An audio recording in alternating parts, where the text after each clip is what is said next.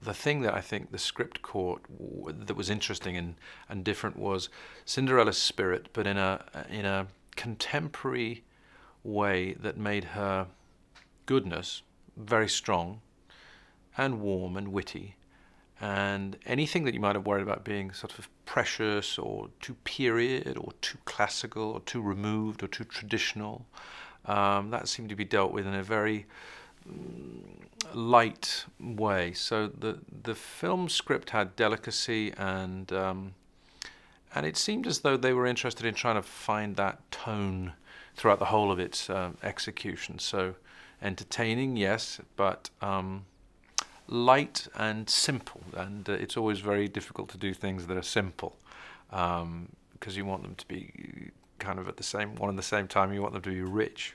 So the sleight of hand that is Cinderella, a simple story that carries much more power than it might appear to, was what attracted me to the project, and a great script. And I was pleased to say that I liked very much where both Dante and Sandy were in these very fundamental style-defining ways.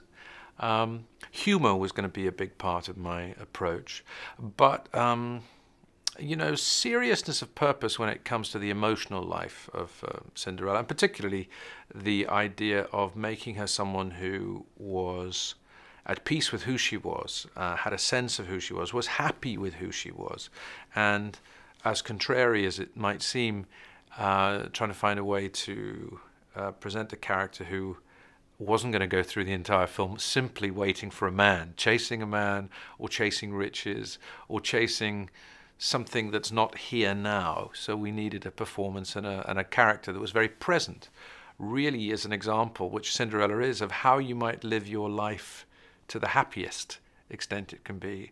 And I wanted to do that. This Cinderella is not a pushover. She's someone who sticks up for herself, but she does so with compassion and intelligence. All of that adds up to something very charismatic, because this is someone who knows who they are and expresses who they are. And we needed an actress very free and very in touch with youthfulness and playfulness in her own personality, which Lily is, and in a way can embody lots of what is beautiful and fun and gorgeous and delicious about being a girl, sometimes a little girl, and what is beautiful and marvelous and gorgeous about being a woman. And she moves from one to the other and back and forth, as I think probably all girls and women do, and all men and boys do, because we can stay very youthful and playful until we're vast ages, and we can seem quite mature sometimes in difficult circumstances when we're visually and superficially quite young. So a sense of play in all that, and a sense of honesty, a real honesty, something with which the audience could connect, so that we could both love her and feel as though in some sense she represents us in the story. Similarly, the warmth that Cinderella's house had to have, the warmth, the invitation to be, for the audience, a real symbol, a working symbol of what a happy family might be lucky enough to have, and how a house becomes a home when tended with the loving care that he gives it visually. And then where we could be graphic, like in the attic, to have a sense of the drama that puts a single figure in a big empty space, where the visual is provided by the physical, geometrical drama of big sloping roofs and large empty floors. A strong contrast in its simplicity to the dazzle and the intensity of flavor that you get in the ballroom. So Dante had that natural instinct for how to orchestrate, and was very responsive and attentive to the kind of inflection of all of that I wanted to give it, whether it was a round staircase in the family home rather than an Edwardian square one, degree of decoration, degree of filigree, degree of complexity when it came to the fancy stuff, and it was a very good collaboration, because I admire him enormously, always have done, admire his work, so I know I want him to do, I want to get his very best instincts, and then my job is to guide a little bit to make that fit into the cohesive whole that also bears in mind cinematography and costumes and hair and makeup and lighting and music and performance. And he was very open to letting me do that. Sandy Powell, as brilliant as she is, and as detailed and prepared as she is also open to both what people like me might have to say and the actors. And for instance, with the fairy godmother's costume, one thing that Helena Bonham Carter definitely wanted was wings. And there was a question of, really, do we need wings? And Sandy had questions at first, and then the wings came in, and they were a really good complement to this very interesting idea that she had, Sandy, of the dress lighting up from within, and that there were diamonds and lights inside it that could make it, just on a practical level, mechanically on set, light up, not just with post effects, but with a real sort of battery-fed kit that the good people at Philips helped us with. And in the end, it's a combination of their work and what we do in post-production that makes the fairy godmother glow at all times and be as regal and as funny and as otherworldly, and as from yet another period. We go a little bit further back in terms of the inspiration for the costume, and it has a little further back into the as it were, the world of the 18th century. And I think it's a wonderfully separate, witty, eccentric, but still very beautiful, still very attractive, still very motherly and heavenly kind of concoction. And every kind of technology went into it. Incredible detail in the sewing, and then the seamstressnesses of it all.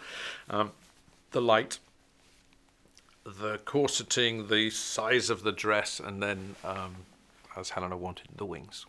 It's passionate and it's lively, and you really see them listening to each other and taking each other in. And it may not be love at first sight, but it's a significant attraction at first sight, and it's beautifully played by the pair of them.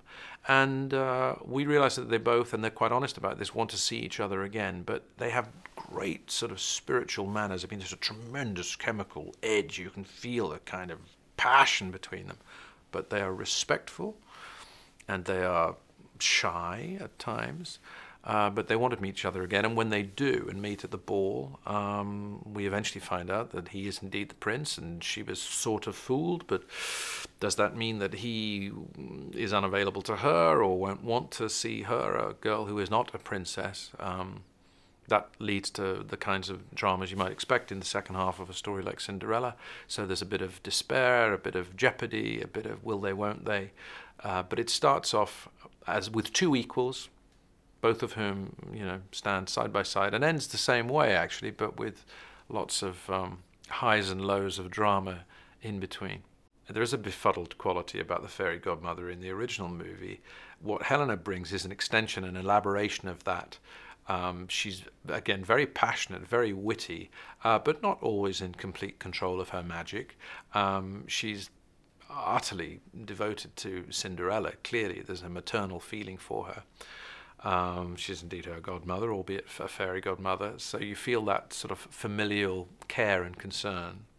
But she has a fabulous dottiness about her that, while she's in the middle of this rush to get Cinderella ready for the ball on time, still allows her own little deviations and, cul-de-sacs to be walked down as she is amused by how difficult it is or isn't to make a pumpkin turn into a carriage, or a mouse into a footman, or a lizard into a coachman, or a mouse into a horse, I should say. And that relish in the rush to the ball gives us a sense that in her hands everything will be all right. And I think that this very active, very charismatic quality of goodness is also alive there. It suggests goodness can be naughty and twinkly and very satirical and occasionally a little sarcastic. You can still be good and have all of that fun. And I think Helena's fairy godmother does that, and as a result, we enjoy spending time with her enormously. Her journey is to be the living exemplar of using goodness as a kind of superpower, and doing so always with good humour. At one point, when one character is in difficulty. And this is what a famous philosopher once said when asked, what's the secret of life? And he said, be cheerful. Cinderella is cheerful. Doesn't mean she doesn't hurt. It doesn't mean she doesn't experience pain and loss and difficulty and challenge. But she is cheerful, and that comes from an open soul and an open heart. And the journey, I suppose, is for her to have all sorts of storms and tempests play around those very delicate organs, and to come out not only surviving them, but even more robust and strong. And meantime, if you can help people along the way, that's good. Ladies and gentlemen, you're watching Hey You Guys! Hey You Guys, huh? Hey You Guys. Is that from the Goonies? It is indeed, yeah. Nice. Hey You Guys!